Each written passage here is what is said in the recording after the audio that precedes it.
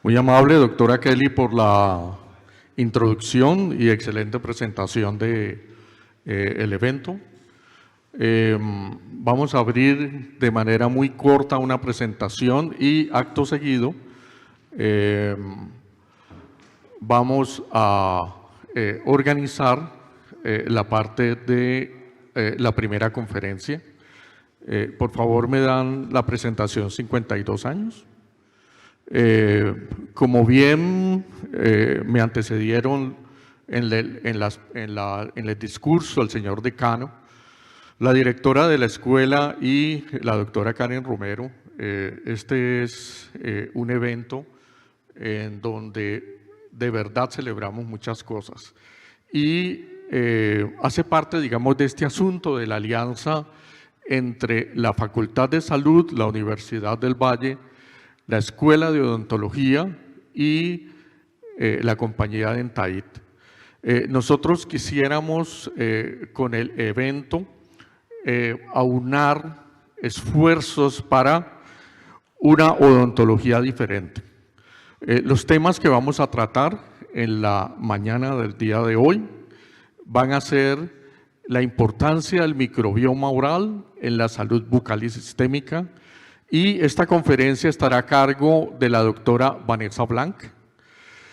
Posteriormente, el doctor Juan Esteban Gómez, cardiólogo, jefe de cardiología de la Fundación Valle del Lili y profesor de la Universidad ICESI, va a disertar sobre el tema de enfermedad periodontal y la relación con diferentes enfermedades cardiovasculares. Mil gracias al doctor por acompañarnos.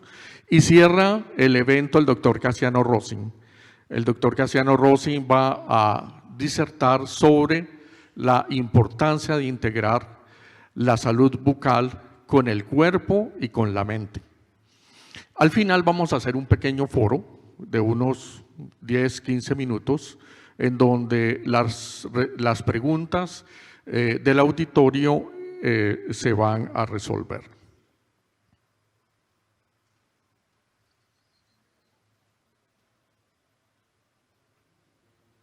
De nuevo.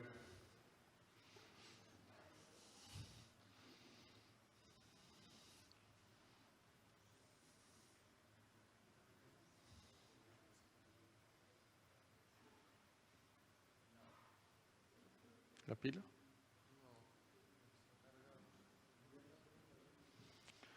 ¿Lo puedes pasar manual? Dale. Dale la siguiente, por favor. La siguiente. Siguiente. Eso.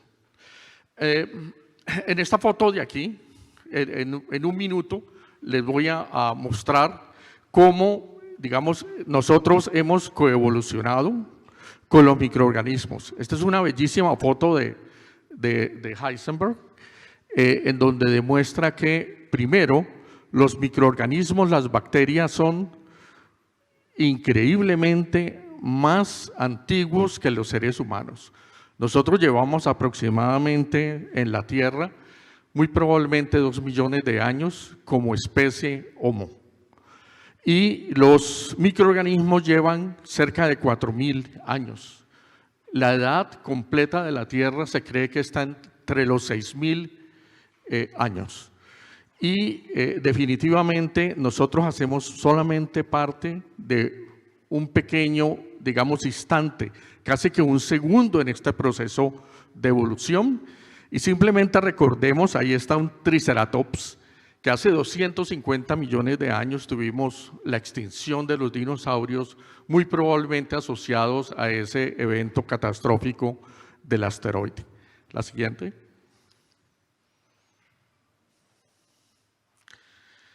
Las biopelículas realmente son un problema, porque las biopelículas nos generan un reto en la parte de su eliminación continua. Y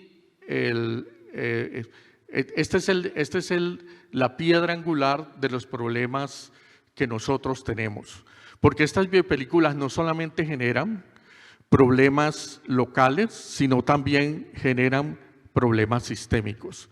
Y eso solamente lo comenzamos a entender desde hace aproximadamente unos 40, unos 50 años, con los primeros estudios de Matila y de Siringen. Y hoy en día se reconocen 80 enfermedades y condiciones sistémicas que se relacionan con la enfermedad bucal. La siguiente, Angélica. Y por eso, el tema de hoy, una parte muy importante, es que hoy vamos a aprender nuevos términos. Nosotros somos holobiontes. ¿Holobiontes qué significan? Yo soy yo, más los microorganismos que tengo. Una persona que pesa 80 kilos tiene 1 kilo de bacterias encima. Es decir, realmente pesa 79. Y la mayoría de esas relaciones son benéficas, simbióticas, eubióticas. Y cuando por algunas razones se alteran esas relaciones, aparecen las disbiosis, aparecen los patógenos, aparecen los patobiontes.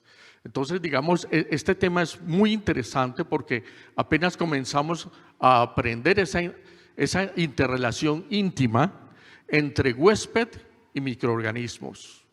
La siguiente. Y por eso, y ya se prepara la doctora Vanessa, es que realmente estamos entrando en una nueva era. Este es, digamos, el inicio del siglo XXI.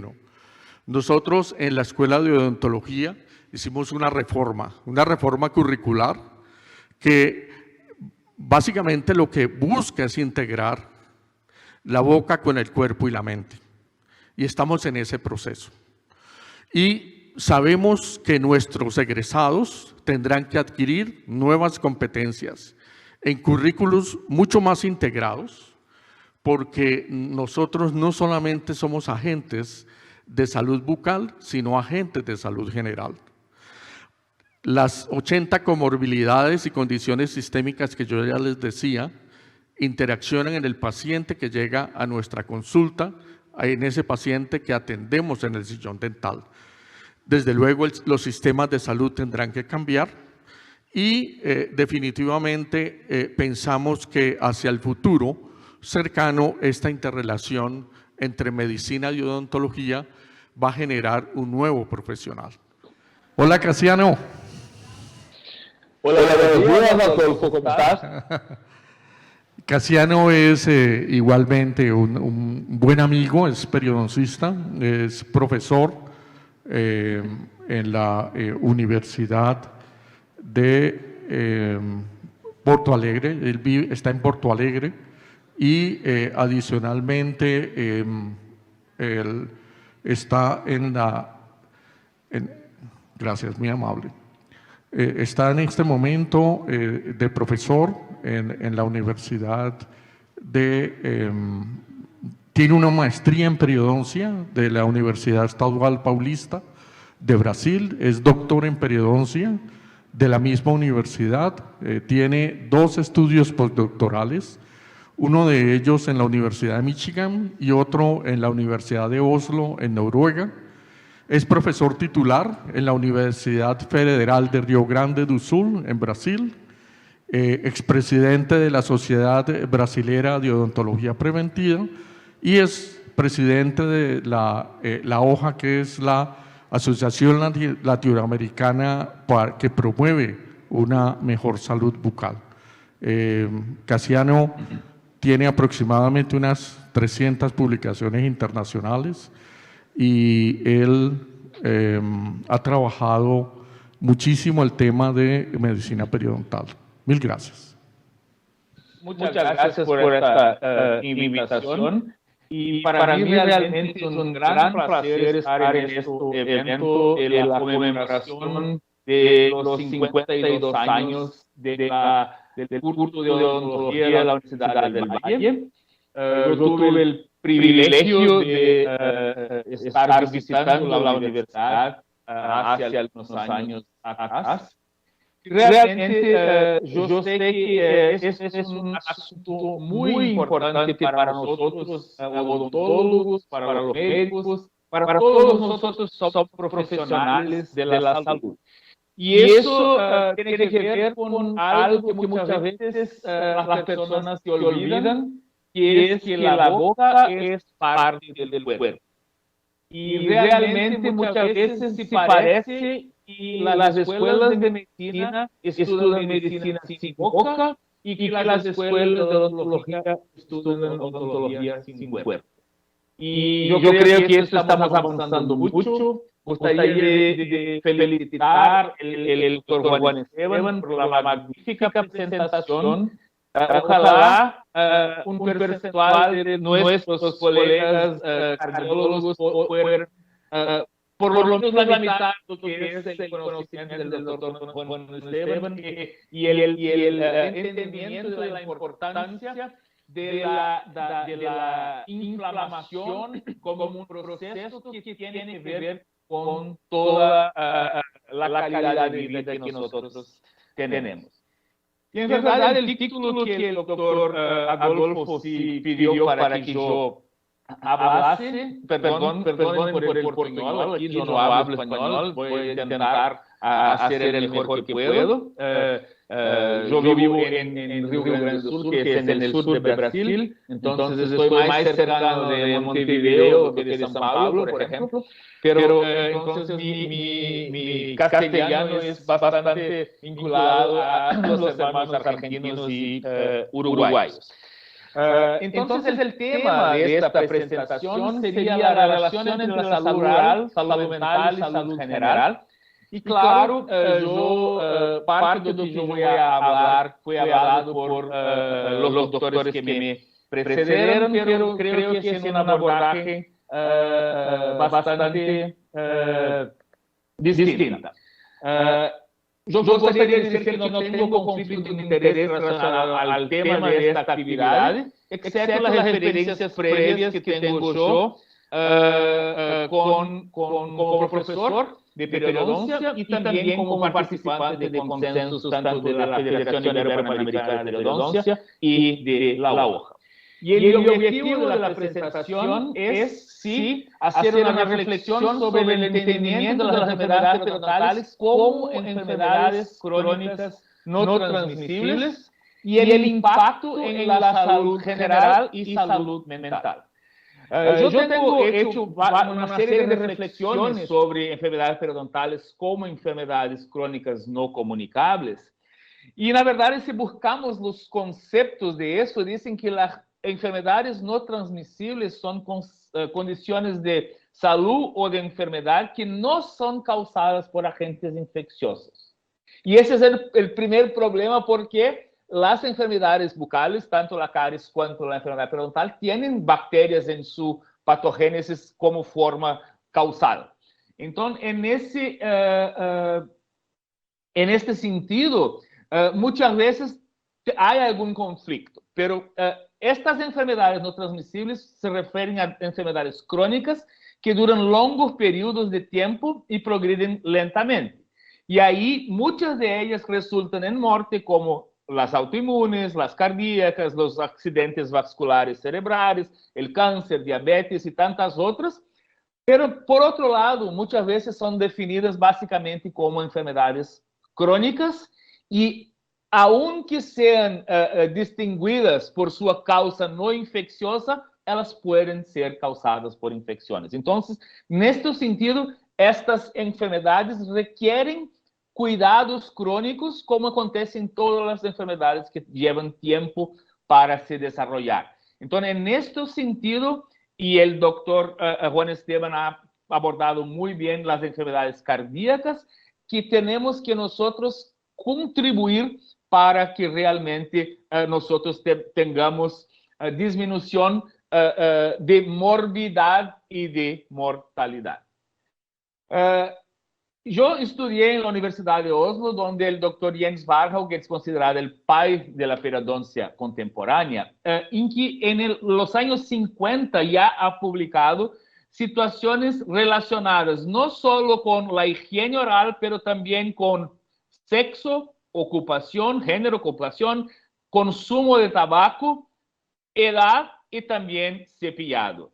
También en este sentido que su alumno, el profesor Harold Leh, ha creado el estudio más importante de la periodoncia, que fue el gingivitis experimental en humanos, en que cuando se cerran las medidas de autocuidado, de higiene bucal, se acumula placa y con el acúmulo de placa se desarrolla un proceso inflamatorio en las encías con modificaciones claras en la microbiota.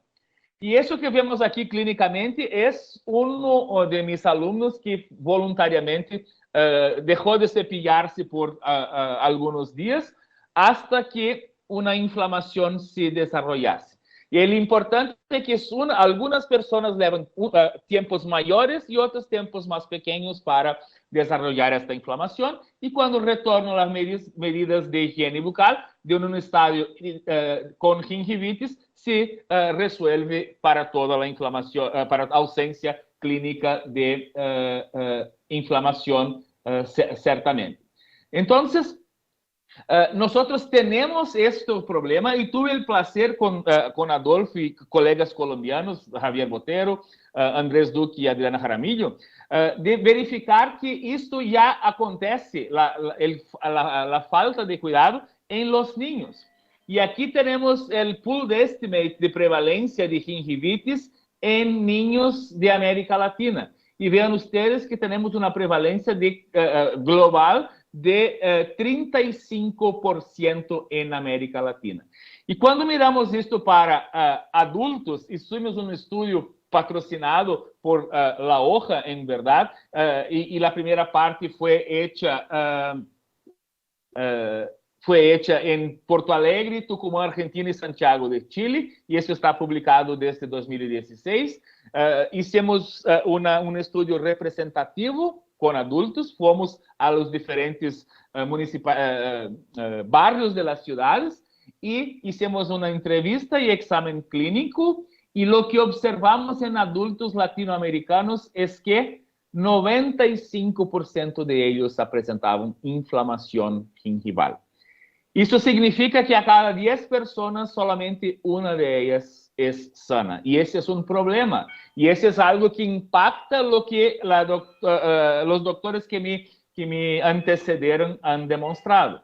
Claro que la mayoría de estas gingivitis son gingivitis leves y moderadas, y solo 3% son gingivitis más graves. Pero eso nos lleva a estarmos en primer lugar en el Guinness Book of Records. Esto no es nada que tengamos que orgullarnos nosotros.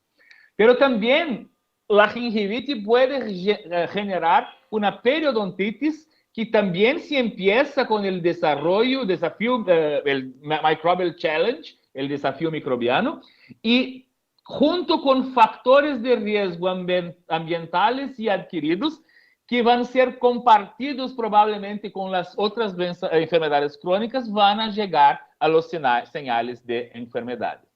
Entonces, nosotros tenemos que entender que la periodoncia contemporánea tiene que basarse en el conocimiento epidemiológico, y nosotros hicimos un estudio bastante grande en 2001 a 2006, que tuve una parte transversal y una parte longitudinal, y en esto sentido, muchos trabajos fueron publicados. Yo gustaría de mencionar dos, y uno de ellos es que hicimos un cálculo de enfermedad periodontal atribuible al fumador, al hábito de fumar cigarrillos. Y se ha demostrado que mucho de lo que tenemos en enfermedad periodontal está vinculado básicamente al fumo excesivo de cigarrillos. Y si mirarmos aquí, básicamente, cuando miramos para la población de adultos también, niveles leves de periodontitis tenemos en casi 100% de la población adulta, niveles moderados hace 80% y niveles más avanzados el 51% de la población. Cuando miramos eso longitudinalmente, en 5 años, 14 a 56% de los individuos apresentan progresión. Entonces, es algo que tenemos nosotros, profesionales de la salud, que trabajar. Y claro, los factores de riesgo a estas enfermedades son el fumo, el diabetes, son los más importantes, pero también la obesidad, el sobrepeso, el nivel socioeconómico, el consumo abusivo del alcohol, la ansiedad, la depresión. Y si piensan ustedes por un ratito, ¿qué hay de tan diferente de lo que el doctor Juan Esteban ha demostrado para enfermedades cardiovasculares? Muchas de las cosas son las mismas. Y nosotros tenemos que entender que en el estudio llamado del carga global de enfermedades, nosotros tenemos que las periodontitis son la sexta más importante. Entonces, y lo que hacemos, tenemos que nos dar cuenta es que, claro, la caries aún es el primer problema de relevancia odontológica, pero en estos estudios, este grupo de investigadores ha calculado el impacto de las enfermedades en lo que llaman años de disabilidad, años perdidos con calidad. Y lo que aconteció en este estudio es que estos años, debidos a periodontitis severa y la caries, han aumentado. ¿Por qué han aumentado? Por culpa tuya y mía. ¿Cómo culpa tuya y mía? Porque nosotros estamos haciendo con que las personas vivan más tiempo con dientes. Entonces, más tiempo con dientes, hay más tiempo para hacer o para desarrollo de enfermedades. Entonces, nosotros tenemos que tentar comprender que la reducción en pérdidas dentarias ha sido relacionada con incremento en enfermedades periodontales también.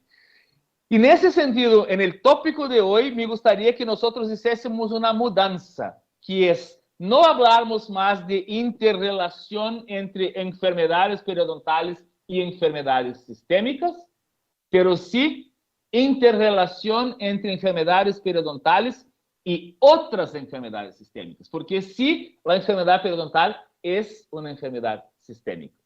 Y yo hice con esta situación hace más de 15 años, este gráfico aquí, en que nosotros modificamos el gráfico clásico de Page y Kornman y incluímos obesidad, fumo, estrés, diabetes, osteoporosis, modificando la enfermedad, pero también demostrando el efecto de esta enfermedad periodontal en enfermedades cardiovasculares, en el parto pretérmino, en enfermedades respiratorias, diabetes y todo eso. Y en aquel momento yo yo intitulé el gráfico Interrelación entre enfermedades periodontales y enfermedades sistémicas, pero yo hoy día lo cambio para enfermedades periodontales y otras enfermedades sistémicas. Y aquí hay una demostración que un programa hecho en consultorio como ustedes hacen y también en salud pública en Suecia, 30 años después, cuando hubo correcta higienización de los dientes y cesación de fumo y disminución del impacto de fumo, generó, sí, en Suecia, grandes disminuciones de caries, de enfermedad periodontal y también de pérdidas dentarias. Y este mismo grupo, en otra ciudad de Suecia, ha demostrado también que hay individuos con susceptibilidades menos grandes y más grandes a enfermedad periodontal. Y estos individuos, nosotros tenemos pérdidas de dientes y pérdidas de inserción mayores, que es mucho lo que el doctor también ha demostrado en términos de infarto, por ejemplo, que hay personas más susceptibles. Pero si estas personas sí van a cuidarse, a ejercitarse, a comer correctamente y todas las medidas de prevención, ellas van o prevenir totalmente el infarto o retardar retrasar el momento de infarto o hacer el infarto más brando. Y es la misma cosa con la enfermedad periodontal.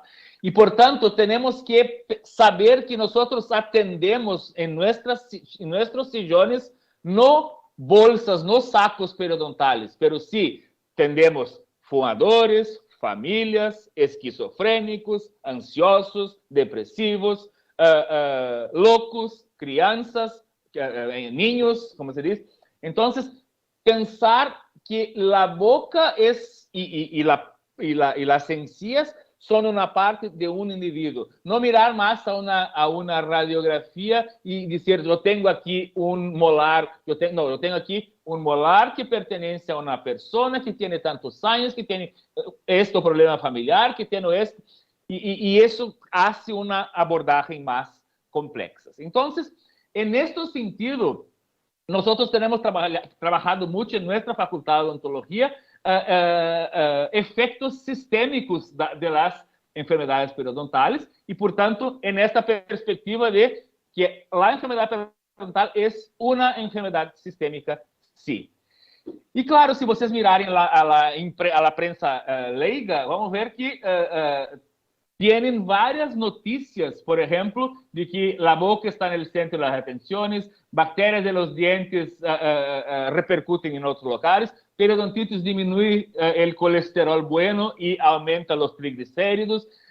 Tienen también informaciones que falta de higiene bucal puede afectar fertilidad femenina. Tenemos informaciones también de que, por ejemplo, un futbolista aquí podría tener lesiones en sus que afectan su desempeño como atleta y mismo, por ejemplo, disfunciones erécteis. Na verdade, surge um novo problema em la prática odontológica, pero é um novo problema que não é tão novo assim, porque em 1884 Robert Koch já trabalhava com a ideia de infecções. William Miller também dizia que a boca é um foco de infecção. William Hunter falava de oral sepsis como causa de enfermedades. Frank Billings dizia que era melhor no tener dientes do que dientes sépticos, y eso es parte de nuestra historia. Pero aquí hay un problema. En las copas, la Copa del Mundo de 58 y 62, Dr. Mario Trigo fue el médico de la selección, el dentista de la selección brasileña y ha hecho 118 extracciones en 33 futbolistas. Fue una locura, porque estaba sacando todo fuera para mejorar el desempeño. Y esto no es adecuado, porque también en The Textbook of Medicine, en 1938, Russell Cecil demostró que de 52 pacientes con artritis que tuvieron sus dientes extraídos, 47 no presentaron ninguna mejoría y 3 aún peoraron. Entonces, ficaron más enfermos. Entonces, no es extrayendo los dientes que nosotros vamos a resolver. La resolución tiene que venir, por primer lugar, de prevención, por segundo lugar, de tratamiento, y las extracciones serían solamente una medida extrema. Y claro, la resurrección de esta área veo en 1989 con Matila y después con Stephen Offenbacher y James Beck, trabajando con las asociaciones entre salud bucal y infartos, partos pretermo y enfermedades cardiovasculares como un todo. Y la verdad lo que hace es que hoy día tenemos muchas cosas que son consideradas intervenientes o que son afectadas por la enfermedad periodontal. Ni todas van a tener las pruebas necesarias, pero la Academia Americana de Periodoncia creó una frase que era en el final del siglo pasado, que era floss or die, o sea, use el aseo dental o usted va a morir, que es un exagero también, pero ¿cuáles son las implicaciones de esto? Es que, na verdad, estas posibles relaciones han generado hoy día, por ejemplo, y eso fue en 2015, 57 diferentes condiciones sistémicas que son investigadas, que pueden tener efectos de la enfermedad periodontal. ¿Y por qué que eso es tan importante? Es importante porque tenemos una alta prevalencia de enfermedad periodontal, tenemos una posibilidad de tratamiento eficaz, entonces que podemos cambiar la situación, y también porque sabemos que pequeños efectos en algunas condiciones sistémicas pueden tener gran impacto. Entonces, la duda permanece: ¿cómo podemos explicar todas estas asociaciones? O que existe de evidencia hasta hoy día? Claro, nosotros tenemos aquí un caso clínico de un paciente con enfermedad periodontal bastante severa. Es un paciente joven, y lo que hace es que si unimos 28 dientes con sacos periodontales de 6 a 8 milímetros, probablemente la área ulcerada sea de 3 a 15 centímetros cuadrados. Eso es como tener todos, casi 3 dedos de la mano totalmente sin epitelio. Eso es mucho. Otras consideraciones fueron hechas, otros cálculos fueron hechos previamente, pero este parece el más adecuado, que disminuyó un poco el talle de la área ulcerada. Pero eso es una explicación que nuestros pacientes tienen que saber, que lo que tienen ellos pueden generar úlceras bastante grandes. Y claro, la plausibilidad biológica de eso se da o por la infección, que la doctora Vanessa ha trabajado bastante a la mañana, después por la inflamación, que el doctor Juan Esteban ha trabajado también, o por la respuesta inmune.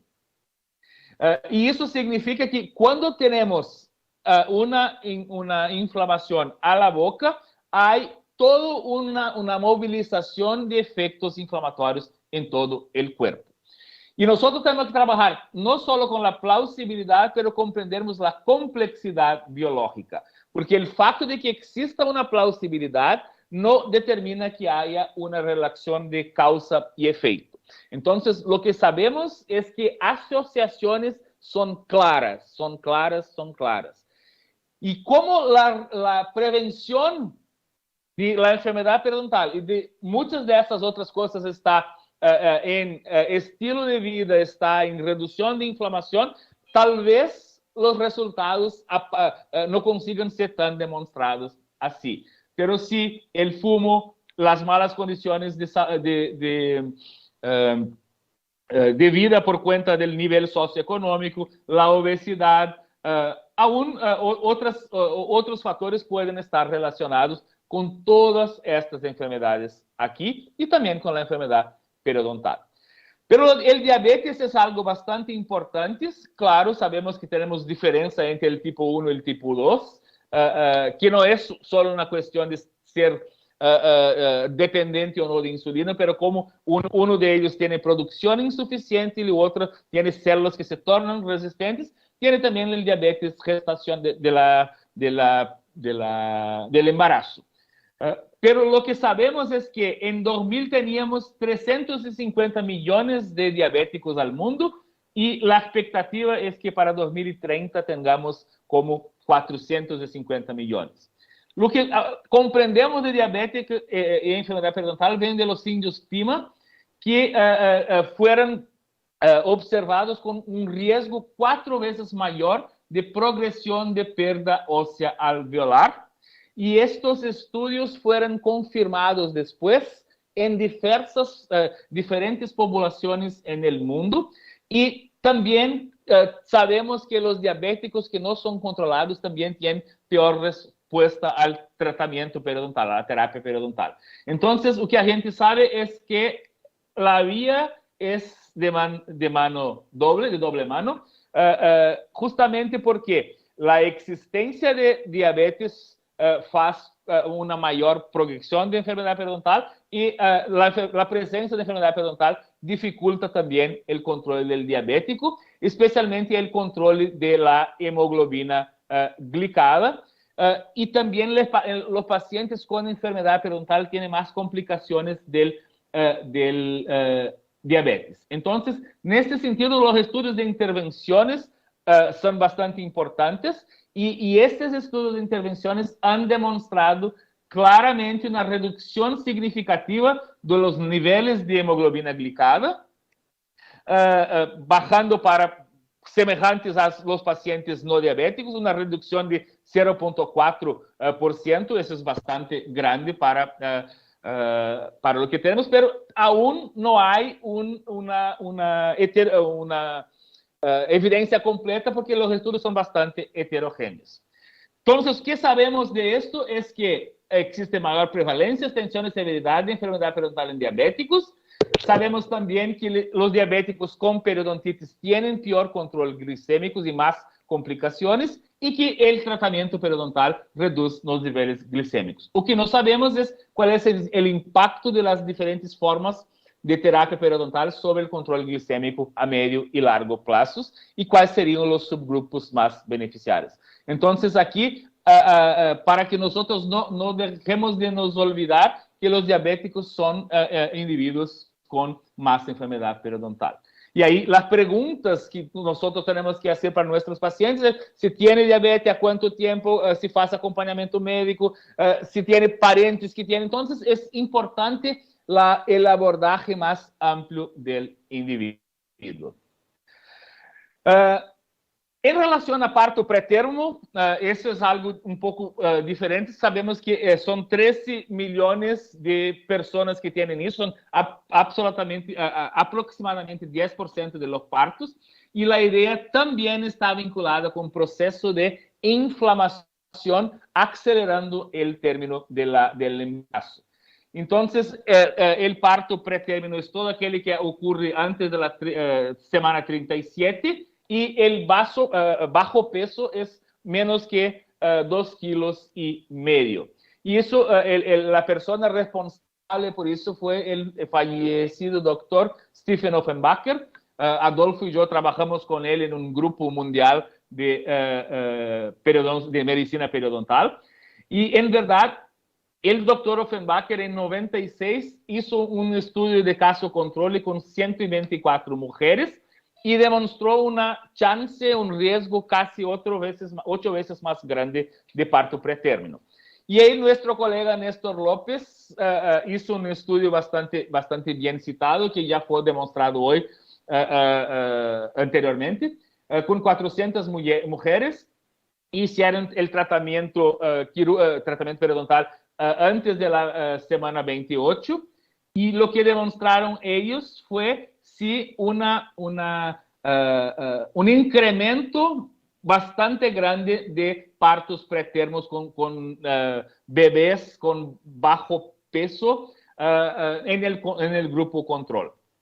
Nosotros hicimos un estudio semejante aquí en nuestra facultad y en uno de nuestros hospitales aquí, y ese estudio está publicado. Es un ensayo clínico randomizado, aleatorizado también, que hace una comparación entre el tratamiento periodontal durante el embarazo con el tratamiento periodontal después. Es un diseño bastante amplio aquí, y hicimos un grupo test que fue tratado, en un grupo control que no, y las comparaciones no consiguieron detectar estas diferencias que el doctor López encontró.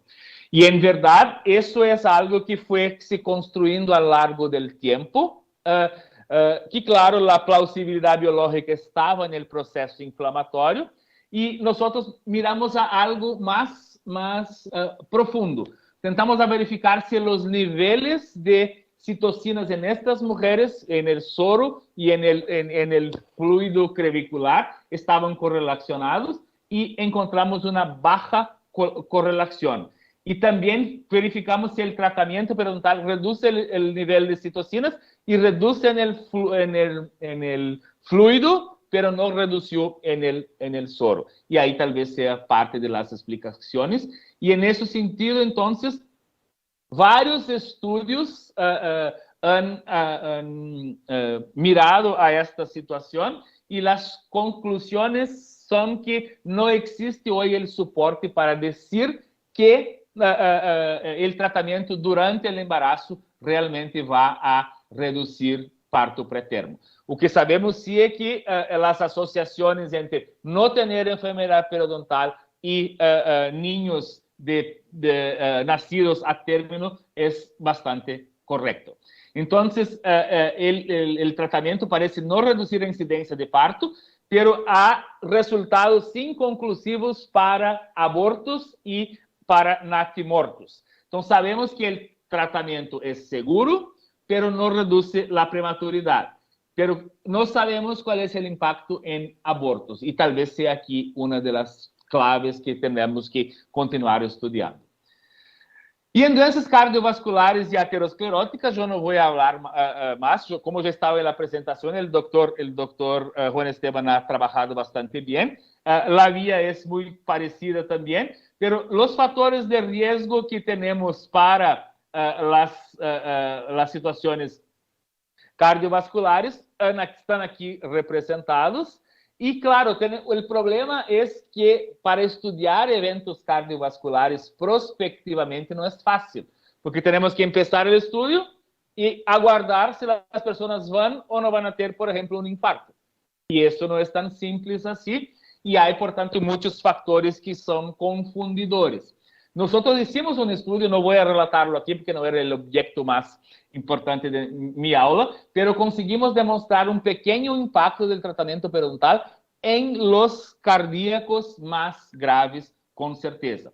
Pero temos associações positivas, mais forte em jovens e bastante consistente. Lo que quero dizer a ustedes, sí, la interrelación entre enfermedad periodontal y eventos cardiovasculares es la más fuerte que tenemos nosotros. Los estudios de intervención muchas veces no consiguen demostrar los efectos por conta del tiempo, pero reduce biomarcadores inflamatorios, mejora la función endotelial. Entonces, lo que sabemos de eso es que existe una asociación consistente en estudios epidemiológicos, independiente de otros factores de riesgo, y que el tratamiento reduce biomarcadores que son importantes para el desarrollo de los eventos cardiovasculares y reduce la función, mejora la función endotelial. O que não sabemos é se a periodontitis é que inicia o evento aterosclerótico, provavelmente não, ou se ela acelera a progressão desse.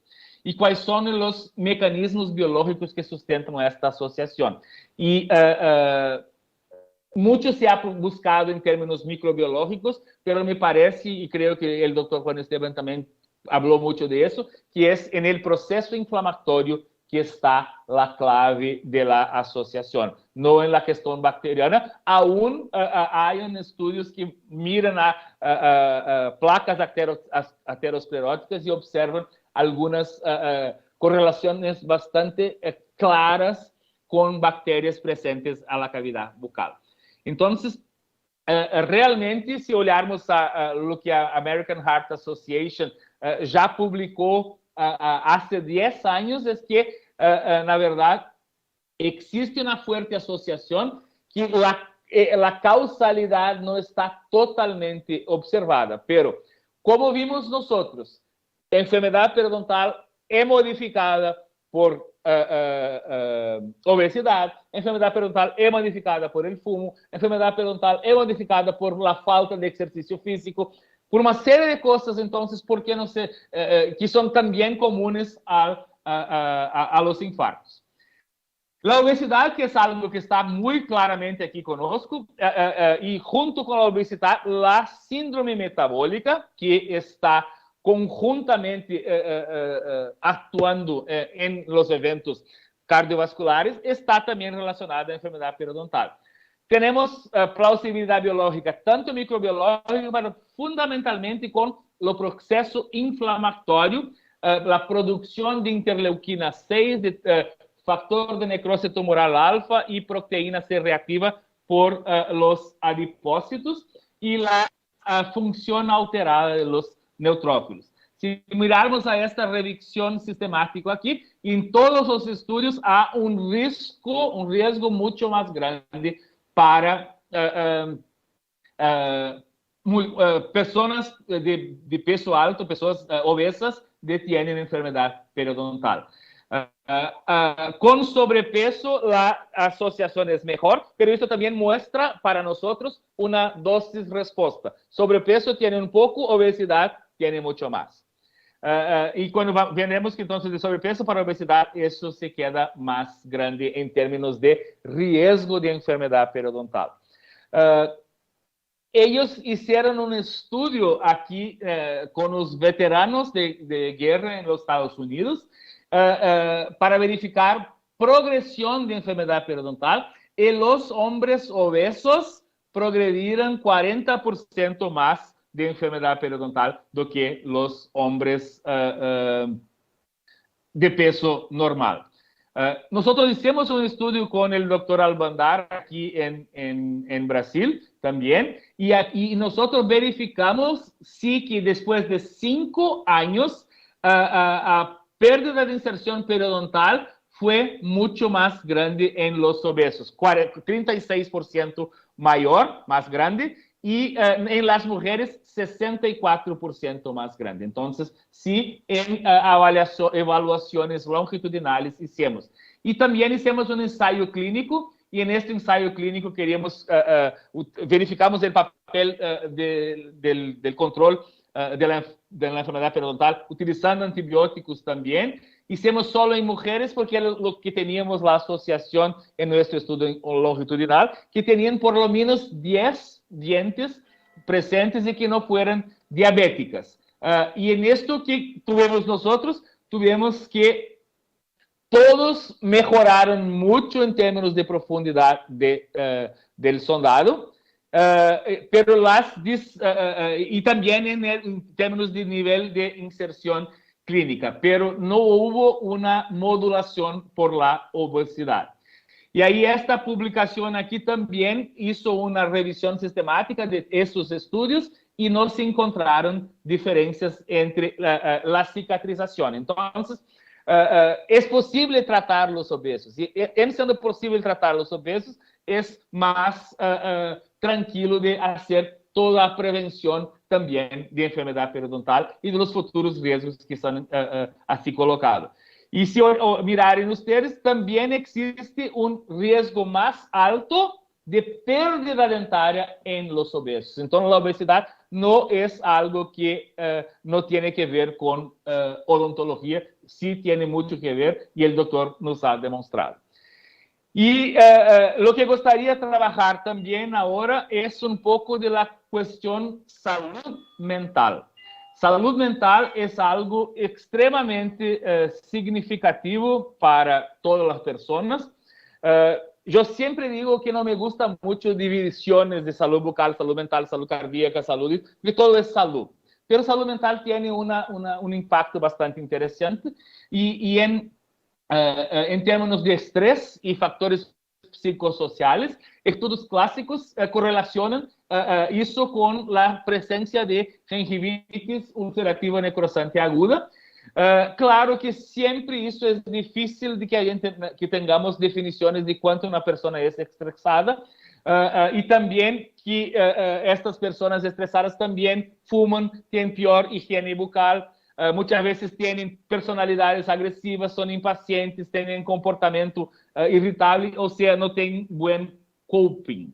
Entonces, o que acontece es que há un desequilibrio de mecanismos cerebrales envolvidos na regulación inmune, y eso altera la respuesta inflamatoria, influenciando a suscetibilidad y a resistencia a desórdenes inflamatorias.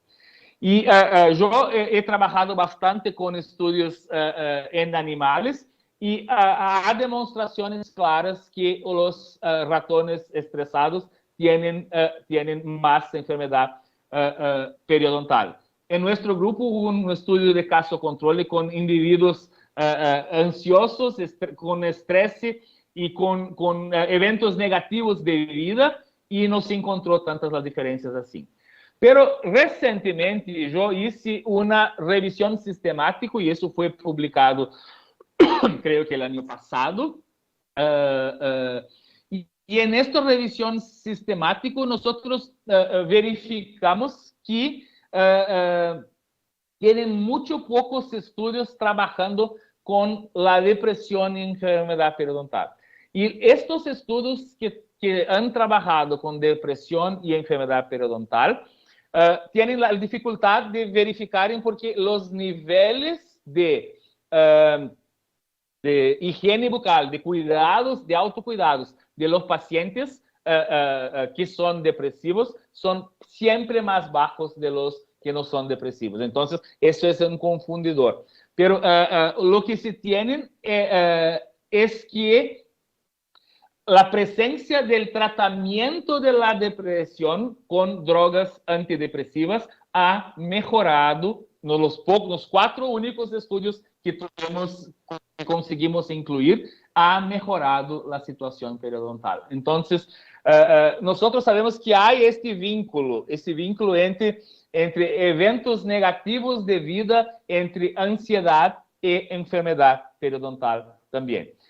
Y más recientemente nosotros empezamos a trabajar con la posibilidad de que la presencia de inflamación estaría relacionado con el desarrollo de uno de los problemas graves que tenemos hoy día, especialmente con el incremento de expectativa de vida, que es el Alzheimer. Entonces, y eso la doctora ha demostrado a la mañana también, y Alzheimer tiene mucho que ver con salud mental. Esta es la foto de un pintor que se llama William Utter Moller, y él fue acometido de Alzheimer, y aquí son los diferentes autorretratos que él hizo de sí mismo, demostrando lo que es el efecto del Alzheimer. Y entonces, en el proceso de envejecimiento, doenças degenerativas pueden venir, y esas demencias acima de los 60 años están entre 5 y 7%. Aquí en Brasil tenemos un incremento bastante grande del Alzheimer, y lo que acontece es que existe apoptosis celulares, y estas apoptoses están bastante vinculadas à presença de defensinas, e isso se coloca como uma hipótese de que doenças infecciosas e inflamatórias por imunomodulação vão generar Alzheimer.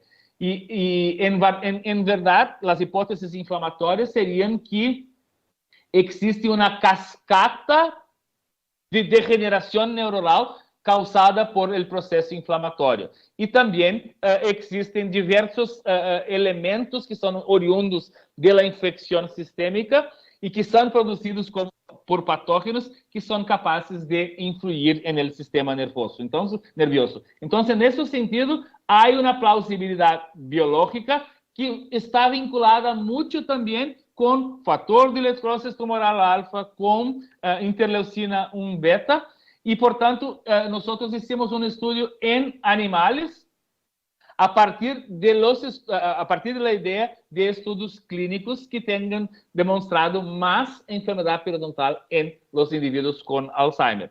Então, hicimos esse estudo que foi publicado em 2020, e o que hicimos em ratones foi a indução de enfermedade periodontal e a verificação de problemas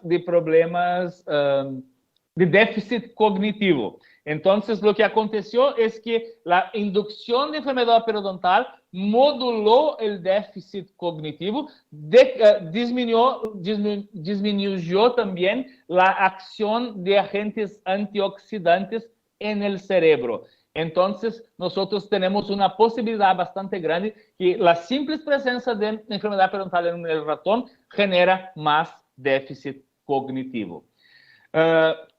E, claro, em termos de saúde general também, nós temos que pensar que a enfermidade periodontal tem que ver com qualidade de vida. E aqui, um estudo que hicimos em adolescentes em conflito com a lei, que são, na verdade, menores, chamamos de menores infratores aqui em Brasil, e a presença, especialmente de cáries, está relacionada com pior qualidade de vida de estes indivíduos. E se mirarem ustedes aqui, o que foi observado é que a presença de uma mala saúde bucal está influenciando a qualidade de vida. Hicimos isso também com os adultos maiores e com os adultos maiores.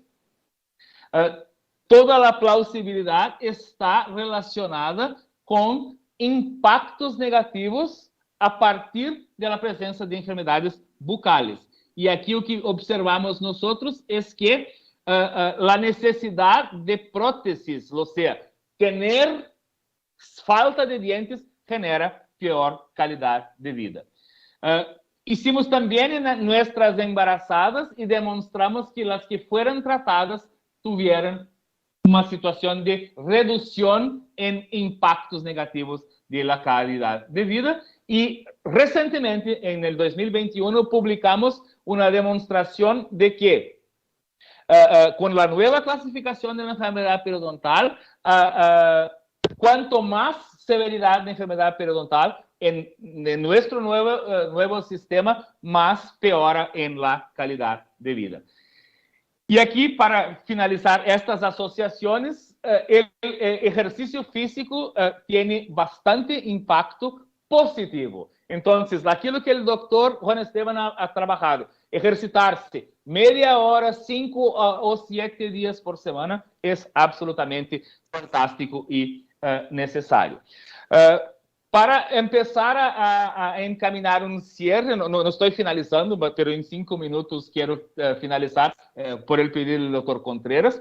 Eu invito a vocês a mirarem a estes 2 artículos que foram publicados em Lancet.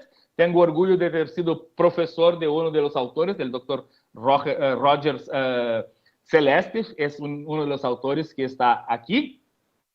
E o que eles demonstraram bastante claramente é que a saúde mental é elemento integral da saúde general e do bem-estar, permitindo funções diárias essenciais. E que isso não é só a enfermidade periodontal, pelo cáries, a enfermidade periodontal e o câncer também. E, em verdade, todo isso está relacionado com uma série de mudanças que vão chegar a ser impactadas por toda a política que vivemos nós. Então, nós em Latinoamérica temos que entender que as enfermidades bucales e das enfermidades não comunicáveis, que incluem as que falamos hasta agora, todas estão vinculadas com inflamação, infecção, resposta imune, que têm dieta, álcool, tabaco, atividade física, higiene, e vamos a chegar lá nas macropolíticas econômicas. E o segundo artículo da série de Lancet é que temos que tomar tempo para um chamado a ação radical, ou seja, para terminarmos com isto, e eles colocam como key message que a odontologia continua a adotar uma abordagem, um approach dominado por terapia intervencionista técnica e com alta tecnologia e especializada. E isso não vai chegar a resolver os problemas que temos nós outros. E vejam que o que colocam eles é que uma abordagem baseada em los direitos básicos das pessoas vai melhorar a saúde bucal e vai chegar o desenvolvimento total, e isso é parte do desenvolvimento sustentável para o mundo. Então, voltando às enfermidades crônicas, quem são as enfermidades? Quem está em risco dessas enfermidades? Todos os grupos etários, regiões e países, e estão relacionadas com dietas não saudáveis, inatividade física, exposição ao tabaco e uso desenfreado do álcool, estilo de vida não saudável e envelhecimento populacional, e, portanto, temos que reduzir os fatores de risco que são comuns a todas ellas. Y por tanto, eso se hace con Primary Health Care Approach, o sea, atendimiento de salud primario. Y ese es un slide que me gusta mucho del doctor Contreras y siempre lo utilizo con la referencia, es que el problema es que el cuidado en salud es organizado en disciplinas, por tanto somos fragmentados. Problemas de salud bucal y geral no son articulados los programas. La superespecialización es un fenómeno desagregador y, por tanto, la promoción de salud fica de lado y no se reconoce, entonces, las enfermedades periodontales como enfermedades crónicas no transmisibles. Entonces, yo gustaría de perdón, pasó aquí algo. Lembrar que las estrategias preventivas y terapéuticas para las enfermedades periodontales históricamente era básicamente el control de la placa. Y hoy día agregar cesación de fumo, control del diabetes, ejercicio físico, nutrición adecuada, estilo de vida saludable. Por tanto, un estilo de vida saludable debe incluir también una higiene bucal adecuada. La conclusión general de esto es que solo existe salud con salud en la boca. Por eso es fundamental que la boca volte a ser un foco de atención y que odontólogos se incluyan entre las equipes multidisciplinares de salud, haciendo lo que se llama Common Risk Approach. Entonces, los caminos futuros de la odontología y de la periodoncia son promoción de salud, evaluación integral del individuo, preocupación con desfechos que sean reales y no con preocupaciones solamente cosméticas, atenciones superficiales y esquecimiento de que somos profesionales de salud. Entonces, para eso tenemos que interagirnos con la equipe de salud y tenemos interdisciplinaridad con profesiones que envasan sus prácticas en evidencias y no interagir solamente con mídias no científicas y con actuaciones no científicas. Entonces, na verdad, nosotros tenemos que nos aproximar del hospital, del médico, del profesional de salud, mucho más do que de la peluquería. Y, na verdad, la escoja es tuya. Si vas a querer ser un profesional de la salud o un peluquero. Y me gustaría de finalizar con un slide que es la periodoncia en la era de los implantes, que no podemos olvidarnos de ellos. Então, a história está contada por um cepillo dental, que nós somos uma pessoa, depois nos apaixonamos, quedamos como uma pareja, temos nossos filhos, os filhos crescem, fazem suas famílias, voltamos a ser solo uma pareja, e depois, infelizmente, um de nós se pode ir, e o fim de tudo, a morte, para mim, é como uma dentadura. É a falta de la saúde. Este es nuestro grupo de trabajo que hacemos aquí en Porto Alegre. Y en este grupo de trabajo tenemos varios trabajos. Y si ustedes quieren tener conocimiento, estamos en Instagram con nuestros conteúdos, que son conteúdos que realmente sean conteúdos importantes para el crecimiento de la periodoncia. Y con eso me gustaría terminar. Ustedes están haciendo cumpleaños con 52 años. Yo tengo 52 años también. Nací 3 meses antes de la Facultad de Odontología. Y eso es un homenaje bastante sencillo para ustedes. Y se va a hacer un homenaje internacional. Me gustaría de felicitarles diciendo: parabéns a você, gratulerer Mittag, zum Geburtstag viel Glück, happy birthday to you, que los cumplas feliz, que los cumplas feliz, que los cumplas odonto, que los cumplas feliz. Muchas gracias. ¡Bravo!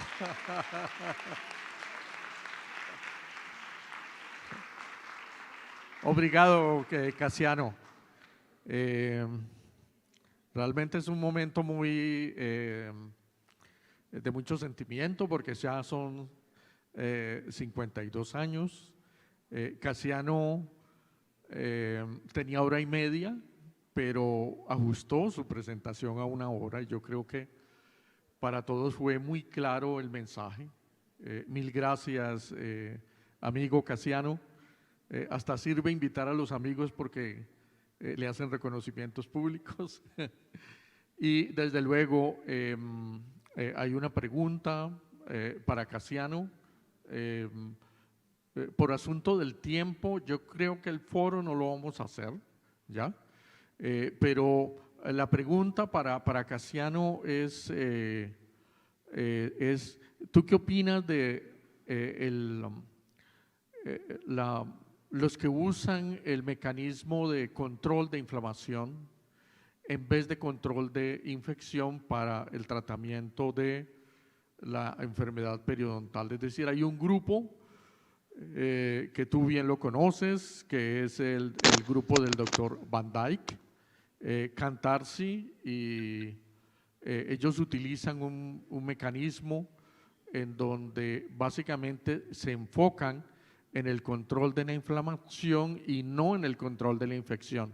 Me gustaría tener tus apreciaciones. ¿Tú qué opinas de ese enfoque? Y desde luego, sí nos gustaría, si hay preguntas del auditorio para el doctor Juan Esteban Gómez y para el doctor Casiano y también para la doctora Vanessa, que no sé si está conectada,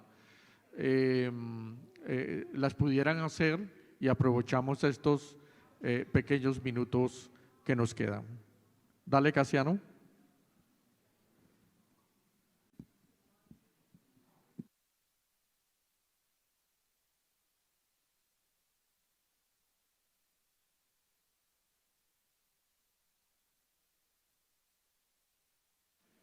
Casiano, la pregunta es, ¿tú qué opinas del control de la inflamación?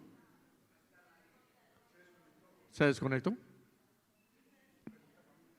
Entonces,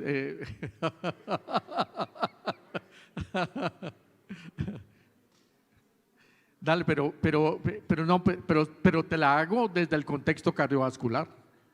Es decir, no periodontal, sino cardiovascular, porque yo sé que las estatinas y la metformina tienen un efecto de modulación de la inflamación. Dale, doctor Juan Esteban. Pues, ¿cuál es y no solamente los medicamentos, la colchicina, que es para manejar hiperuricemia, también tiene evidencia en modular la inflamación, y otros medicamentos hipolipemiantes que se están investigando en la actualidad también tienen evidencia en manejar la inflamación. De los que yo les comentaba, hay uno que se llama canakinumab.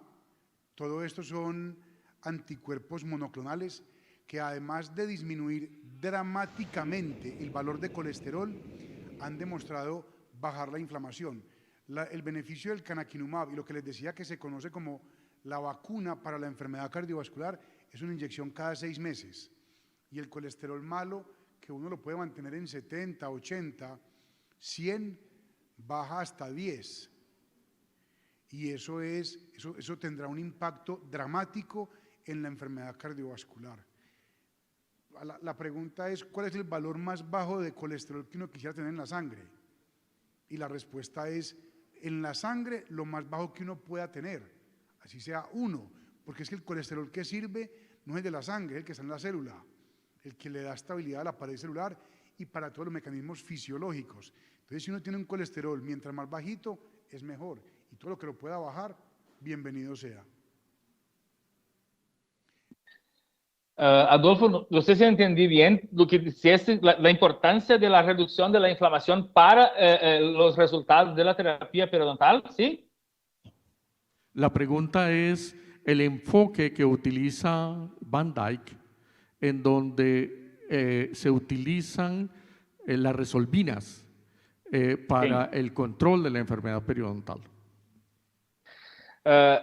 la idea de Van Dijk es una idea bastante interesante, que es la modulación del sistema inmune con resolvinas, por ejemplo. No es la primera vez que alguien ha trabajado con eso, pero me parece que eso se bajó un poco de la importancia. Pero la idea con resolvinas, así como hubo ideas con algunos inmunosupresores antiguamente, era que si bajábamos el proceso inflamatorio como un todo, tendríamos menos progresión de enfermedad. Lo que es verdad en animales, en diferentes modelos animales, pero no se consiguió probar esto tan, diremos así, tan clásicamente en estudios en seres humanos. Pero la idea por detrás es bastante interesante, que es una tentativa de disminuir la inflamación continuamente, que es un poco de que el doctor Juan Esteban ha hablado, que, por ejemplo, no se trata de tomar ibuprofeno para reducir la inflamación y generar menor riesgo cardíaco. Sería reducir la inflamación como un todo por largos periodos de tiempo, no durante un curso de... Y la resolvina sería una continua medicación que estaría trabajando con eso. Pero yo creo que eso no se confirmó tanto cuanto se imaginaba. Mil gracias, Casiano. ¿Alguien del público quiere hacer alguna pregunta? Dale. Cuando a la persona que está en embarazo se le hace la prevención, eso no va a asegurar de que vaya a tener un parto prematuro. Entonces, ¿qué recomendación nos daría él en esas condiciones para una mujer que pretende llegar a tener un embarazo? Pues como para que se evite esa situación, ¿no?, de tener un parto prematuro. Perfecto. Yo creo que para no tener parto prematuro, es importante que todas las actitudes preventivas sean tomadas.